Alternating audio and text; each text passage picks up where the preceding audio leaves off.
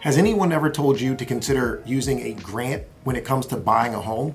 Well, I know I have suggested them multiple times. And in this video, we're going to talk a little bit about grants and how they apply to the home purchasing process. But before we do, a little bit of house cleaning. I'm Chris Nelson with Genstone Realty, and this channel is all about real estate advice, tips, and tech. So if any of that excites you, you're in the right place. Do me a favor, drop me a comment, hit that thumbs up, consider subscribing, and mash that bell so that you're notified of my future content. First and foremost, the biggest benefit of using a grant when it comes to buying a home is that it gives you additional buying power. One of the biggest reasons people don't buy a home, from what I'm usually told, is the lack of either credit or available funds for their down payment and closing cost. Well, that's exactly where a grant can come in and really help you get over that hump. I've seen a laundry list of different grants, and I've seen a wide spectrum of amounts that grants actually offer you when it comes to your closing costs. As a matter of fact, I've seen some as low as $1,000 or $2,000, and I've seen some as much as $20,000. Now keep in mind, there's always going to be that sticker shock when you're taking a look at the advertisement, and most people don't get that top dollar amount.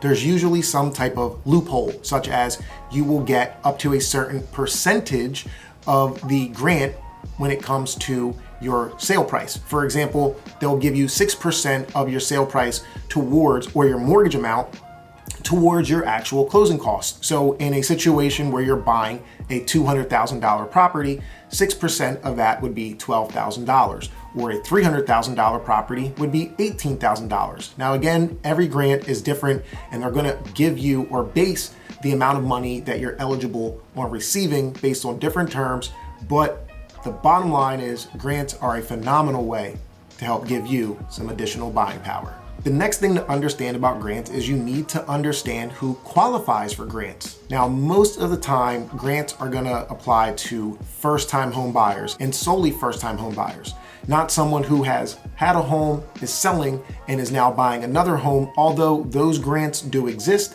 they're few and far between. So the lion's share of grants will be available to first-time home buyers. Now, there will be other grants out there that are available to people that are teachers or police officers, public servants, veterans, and there are a few other groups where you will find some grants. In addition, I've also seen at times some grants that are area specific. For example, if your home is in a historic community, I've noticed that there have actually been some grants towards those properties as well. But those are also few and far between, but they do exist.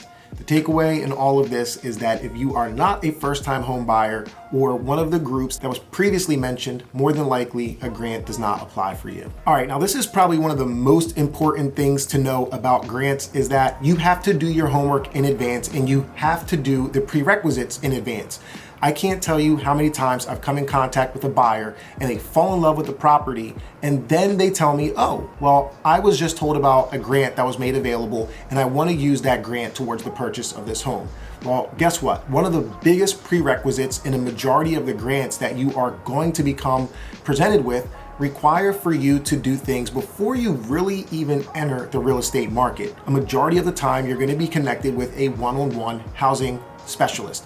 That housing specialist is going to give you information and probably require for you to take a course or two. Those courses are generally stemmed around homeowner tips and retention tips, so that they put you in a position where down the road you're not overextended and potentially looking at foreclosure. So keep in mind that there are a lot of prerequisites that you need to do before you fall in love with the house. If you put the cart before the horse and you find the property, go under contract, and you have not done the things that are necessary in order for you to check all of the requirement boxes, well, guess what? You're gonna need to come to the table with a little bit more of your own money, because you're not gonna get approved for that grant. And one of the very last things that you need to be made aware of when it comes to grants is that they usually will take a junior lien position. Now, grants, usually we look at them as free money, but there's a reason the money is being given out. A lot of times these grants also are, as I mentioned earlier, specific to certain areas. For example, HUD has the Good Neighbor Next Door program, which is a grant that is available for first responders in certain communities. And the objective is to raise the quality of these communities by offering people a little bit of grant money so that it is easier for them to move into these communities. But what you need to understand is that there's also a duration on which it takes before that grant is forgiven.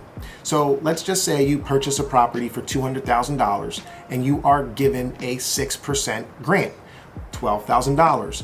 The program is going to record a silent note or a subordinate lien against your property that is going to follow the property for a certain amount of time. I've seen durations from anywhere from 3 years to 7 years, and I've even seen some about 10 years, give or take. And what happens is if you sell the property or you relocate before that duration is up, you are subject to pay back, if not the full face amount, a prorated amount of the grant money. Most of the time it's prorated. However, you really need to understand these things up front. After that duration, usually the grant money is forgiven and you're off the hook. So you can either relocate, sell the property, or whatever it is that you would need to do. So I always tell people to take caution when it comes to these things, because think about it. What if you are that school teacher and you're given a pink slip and the only way that you're able to regain some type of employment and pay is to relocate? Well, if that is the case, you may not have enough equity in the property because of this junior lien. And if so, well, keep in mind that you're going to need to pay it off so that you can get that lien paid off. So there you have it, folks. There are my tips and things I wanted to make you aware of when it comes to grants and how they apply to your home ownership. With all of that said, check in next week for another episode of Just the Tip Tuesday with Chris. Until then, take care.